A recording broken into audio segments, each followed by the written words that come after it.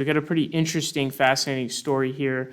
It appears that Milo Yiannopoulos, right-wing troll, has actually set up Trump. So as you guys know, Trump has been on just complete damage control mode over the past couple of days after what has come out about his meeting with anti-Semitic white supremacists Nick Fuentes and Milo Yiannopoulos, who met with him as accessories to Kanye West's campaign. And actually, this is interesting because you also have to wonder if Kanye was also behind this. Was this the plan the whole way? I mean, Milo is clearly coming out and saying what his side is, but who knows what Kanye's side was in terms of, was Kanye attempting to also, because remember, Kanye is one of Trump's opponents, right? They're running against each other for the Republican primary. It was also revealed that actually Kanye asked Trump to be his vice president. That's pretty crazy, but he did ask him to do that. So that is his opponent. So, is he basically trying to blunt his opponent? Is he trying to take down his opponent, right? That's the big question at hand here. And so it says the inside story of Trump's explosive dinner with Ye and Nick Fuentes. And so what we can see here is, it says, just 2 days before Thanksgiving, Donald Trump was planning to have a private, uneventful dinner with an old friend, Ye, the rapper formerly known as Kanye West. But Trump was walking into what may have been a trap in Mar-a-Lago's gilded halls, one that leveraged his own penchant for spectacle and showmanship against him. Ye arrived with 3 guests, including white nationalist and anti-Semite Nick Fuentes. Trump has since said he didn't know Fuentes or his background when they dined together, a claim Fuentes confirmed in an interview, but others at the crowded members-only club figured out his identity. News of the meeting prompted an avalanche of criticism from some Republican rivals and allies of Trump in his then week-old presidential campaign. In damage control, Trump's campaign is now instituting new vetting procedures and gatekeeping efforts as details emerge about how Fuentes and the former president found themselves at the same table, according to 2 people briefed on the plans.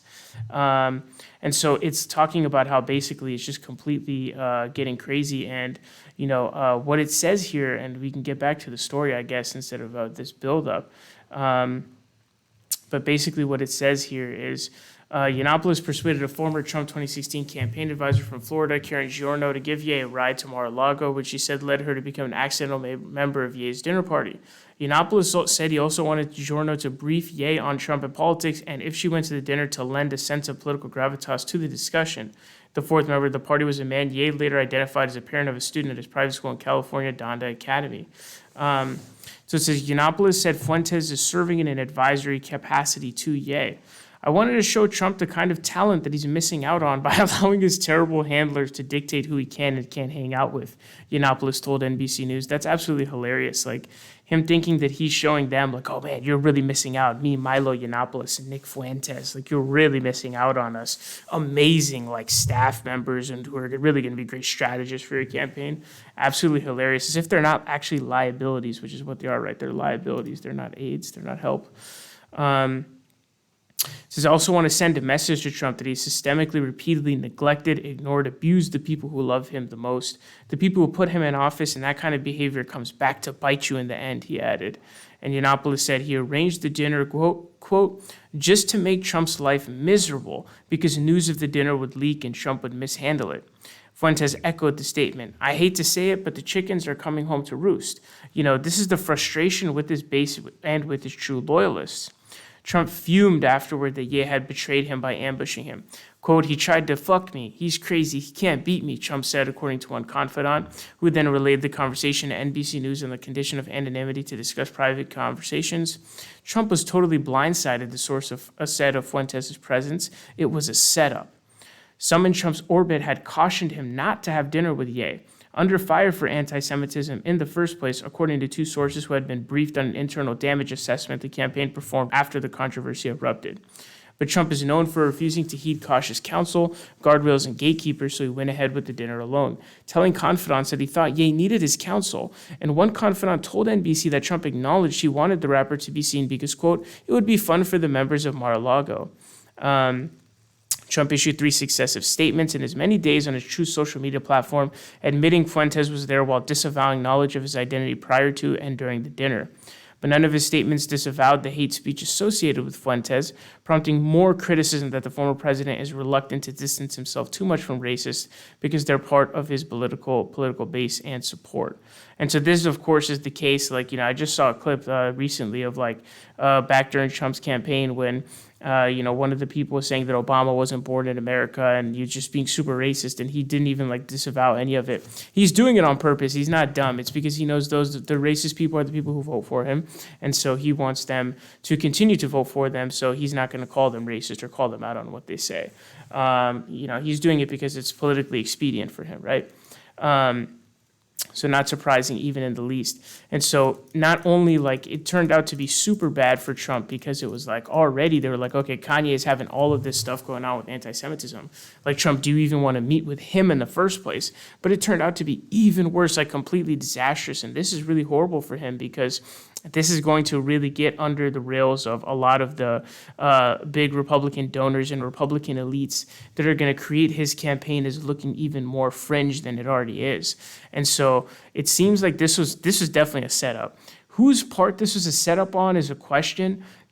I was thinking that he's surrounded by yes men, this being Kanye, and they're kind of controlling him and stuff. But Tim Pool, I just saw a Tim Pool video where he's actually saying no, Kanye knows what he's doing. It's just a front. That whole thing is just a front. And he talked about how when it was behind the scenes, he was all normal. And he knows exactly what he's doing and all that stuff.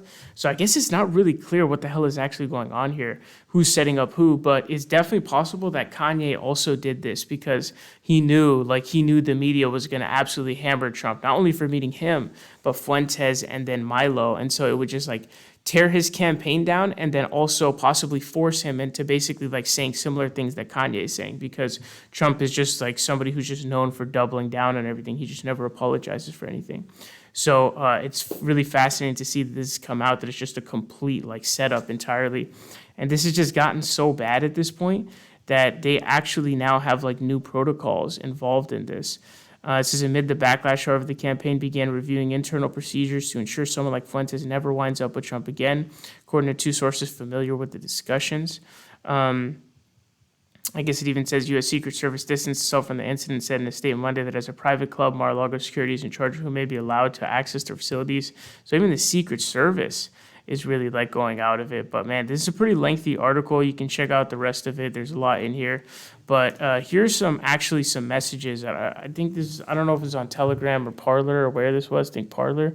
Milo sent this out a couple years ago, I believe. He said, Trump's SCOTUS appointments were pointless. We defended a selfish clown for nothing. I lost everything helping to put Trump in office. My life and career were completely destroyed. Was it worth it? No. Feel utterly betrayed. I will have vengeance. I'm dedicating the rest of my life to the destruction of the Republican Party. So he felt really ousted because basically what happened was he got canceled because he was literally supporting pedophilia. So he had that comments on the drunken peasants, and I vividly remember this because I covered it on the channel. He was canceled from there on after. CPAC pulled out. That's one of the only times I've actually seen Republicans cancel one of their own. I guess that was the line. It's not like Candace Owens' Hitler comments. It's that was just the line. And so that was the reason why he got out. And so even the Republicans had abandoned him at that point. And so he has really just avowed for vengeance. And I think it's a combination of both Kanye and Milo, because I said, Kanye, I think this is definitely in his mind too. He knows how the media is going to be. He knows exactly how the media is going to react. And so you can really tank the Trump campaign, and you can turn it into forcing him to say stuff that you support, because, he's just a double down guy who just nonstop just doubles down. I like how he's narcissistically I want to show Trump the kind of talent he's messing out on by allowing his terrible handlers to dictate who he can and can't hang out with. And this is also really funny too, just from an analysis standpoint, because Trump was only able to win with the vote of the extremists, racist and people like that, people like your Nick Fuentes and those kinds of people. And it's coming back to bite him, just like him shitting on the media and completely destroying their reputation came back to bite him, because now when Biden avoids the press at all costs and nobody ever hears from him, he's in his basement, nobody cares, because nobody feels like he has any kind of responsibility even to talk to the media in the first place. So that also came back to bite him too. So it's it's hilarious just to watch how all the crazy shit that he did is all just coming back to bite him. And it's just another example of this. But super fascinating to learn. And I'm going to have another video about Tim Pool and his thoughts on Kanye as a person as well in another video.